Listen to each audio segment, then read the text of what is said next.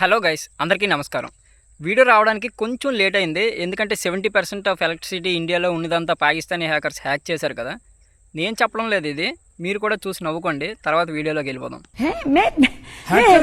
तो उन्होंने तो बर्बाद कर दिया भाई, वहाँ का 70% बिजली का निजाम हैक कर लिया आपने, वहाँ की जो मेन वेबसाइट्स हैं वो हैक कर ली. इससे ज्यादा आप उनसे और क्या एक्सपेक्ट करते हैं? सब कुछ तो करके दिया जी. सलाम है सबको.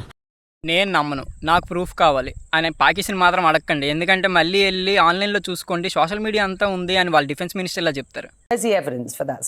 It's all over the social media, on Indian social media, not on our social media. నిన్న పిఎం మోడీ గారు ఈ యుగం యుద్ధాంది కాదు, అలా అని ఈ యుగం ఆటంకవాదులది కూడా కాదు, మేం చేస్తున్న ఈ యుద్ధం ఓన్లీ ఆటంకవాదులతోనే కానీ పాకిస్తాన్ ఆర్మీతోని కాదు అని గట్టిగా మొహం పగిలేలాగా వాళ్ళ దేశానికి చెప్పారు. వీడియోని ఒక ఇంట్రెస్టింగ్ టాపిక్తో అయితే మొదలు పెడదాం. నిన్న 2 ప్రెస్ కాన్ఫరెన్స్లు అయితే ఒకటి డీజీఎంఓ మీటింగ్ అయింది, ఇంకా నైట్ వచ్చేసి పిఎం మోడీ గారు అయితే స్పీచ్ ఇచ్చారు. ఈవినింగ్ మీటింగ్లో రిపోర్టర్ కిరాణా హిల్స్ పాక్ న్యూక్లియర్ వార్ఫేర్ మీద మిసైల్, మన బ్రహ్మోస్ మిసైల్ వచ్చేసి హిట్ చేసిందంటగా. ఇది ఎంతవరకు నిజమని అడగగానే ఏమన్నారో చూడండి. Thank you for telling us that Kirana Hill houses some nuclear installation. We did not know about it. Okay. Thanks, మాకు అసలు కిరాణా హిల్స్లోని అసలు న్యూక్లియర్ వార్ఫేర్ ఫెసిలిటీ అనేది ఉందని కూడా మాకు తెలియదని చిన్నగా స్మైల్ ఇచ్చారు. అంటే ఇన్ కేస్ వాళ్ళు హిట్ చేసినా సరే వాళ్ళు చెప్పుకోలేరు బికాస్ ఆఫ్ డిప్లొమసీ వల్ల. సో చిన్నగా నవ్వారు, అక్కడే చిన్న డౌట్ వచ్చింది. కట్ చేస్తే నైట్ పిఎం మోడీ గారు కూడా ఏమన్నారో ఒకసారి వినండి. कोई भी न्यूक्लियर ब्लैकमेल भारत नहीं सहेगा. India will not tolerate any nuclear blackmail. అంటే ఇండియా ఇంకొకసారి న్యూక్లియర్ బ్లాక్మెయిల్ కానీ పాకిస్తాన్ ఇండియా మీద చేస్తే కోసేస్తాం అని అన్నారు ఇండైరెక్ట్గా. ఎందుకంటే మీ న్యూక్లియర్ ఫెసిలిటీస్ ఎక్కడ ఉన్నాయో కూడా మాకు తెలుసు, డైరెక్ట్గా హిట్ చేయకపోయినా దాని ఎంట్రన్స్ పాయింట్లో హిట్ చేసామని స్పెక్యులేషన్స్ అయితే వస్తున్నాయి. మన వాళ్ళు అయితే ఇంకా కన్ఫర్మ్ చేయలేదు, బట్ అది కన్ఫర్మ్ కూడా చేయలేరు, ఎందుకంటే డ్యూ టు డిప్లొమసీ. మన డిప్లొమసీ ఎంత స్ట్రాంగ్ అంటే ఒకరికి గొడవలు ఉన్నా సరే వాళ్ళిద్దరితో ఫ్రెండ్షిప్ చేసే అంత డిప్లొమసీ మన ఇండియాకు ఉంది. సో ఇలా న్యూక్లియర్ ఫెసిలిటీ మీద దాడి చేసామంటే మనకి చిన్న చెడ్డ పేరు వస్తుంది. సో అందుకోసం మన వాళ్ళు ఎప్పటికీ చెప్పరు, but there are proofs. Like Kirana hills మీద అయితే మన వాళ్ళు దాడి చేశారనేది ఎంతవరకు నిజమో మనకు తెలుసు, వాళ్ళకి తెలుసు. స్టార్టింగ్ నుండి ట్రంప్కి ఎన్నిసార్లు అడిగినా సరే Kashmir issue is not our internal problem అన్న మనిషి సడన్గా ట్వీట్ చేసి నేను మీడియేషన్లో ఉండి వాళ్ళకి సీజ్ ఫైర్కి ఒప్పించాను అంటే దాని అర్థం ఏంటి?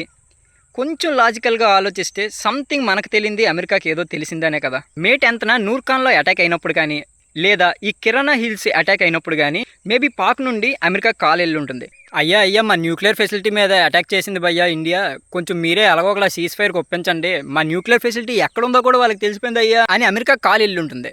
ఆల్రెడీ F-15 జెట్స్ ఇక్కడ పడిపోతున్నాయి, ఇక్కడ మన రఫేల్ ఏమో గట్టిగా విజృంభించేస్తుంది. వాళ్ళకి ఆల్రెడీ F-15 జెట్స్ వల్ల కొంచెం రిమార్క్ అయితే పడింది. సో ఇంకా ఈ న్యూక్లియర్ అటాక్ ఇవన్నీ జరిగితే వాళ్ళకి చాలా ఇబ్బంది. సో అందుకోసమని ఈ సీజ్ ఫైర్ అనేది అప్పటికప్పుడు ఆపారు. కానీ ఇది మన గుంటనక్క చైనా ఒప్పుకుంటుందా? ఒప్పుకోదు కదా. The Chinese told the Pakistanis very strongly, a phone call was made to Shehbaz Sharif, that this is an act of diplomatic transgression by you. You are being seen to be too much with the Americans on the American side.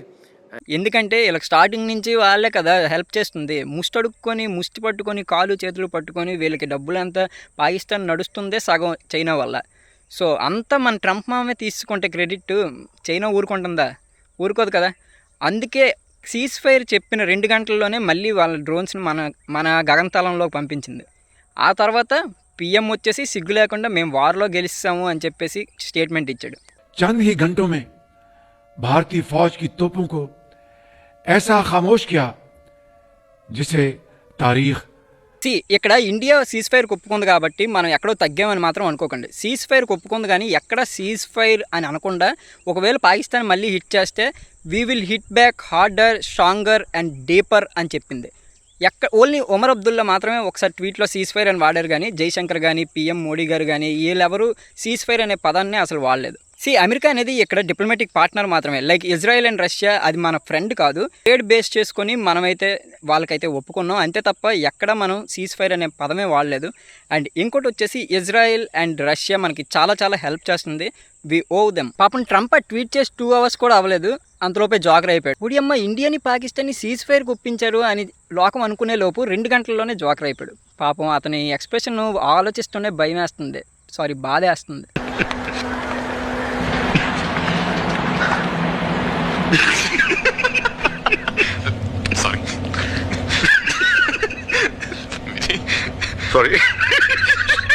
Comedy ఏంటంటే Pakistan civilians కూడా sweets పంచుకుంటున్నారంట. And ఇంకోటి వచ్చేసి పాకిస్తాన్ ఏకంగా గెలిచిందని కూడా feel అయిపోతుంది. Saeed Afridi అయితే ఏకంగా road show చేశాడు. ఈ వీడియో చూడండి.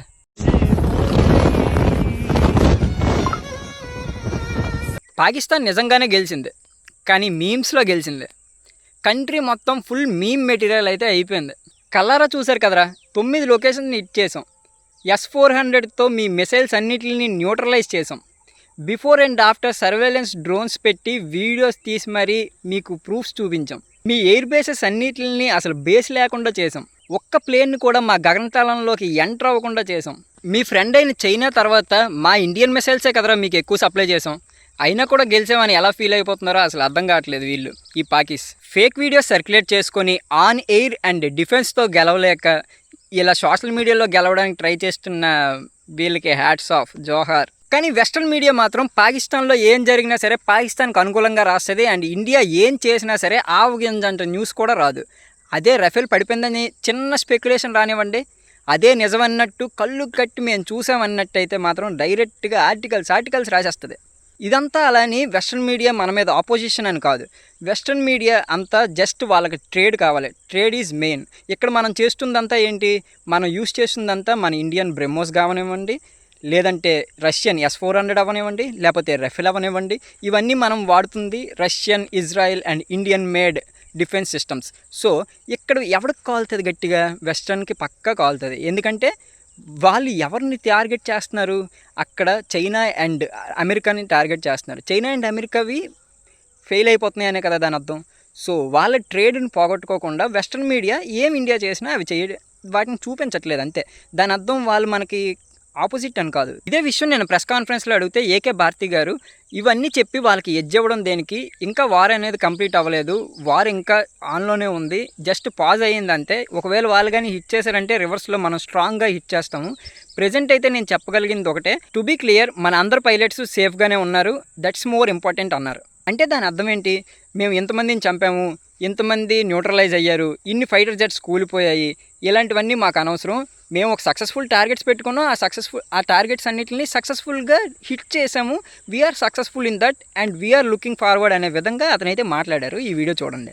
Well, to start with, our aim was not to inflict casualties, but in case there have been, it is for them to count. Our job is to hit the target, not to count the body bags.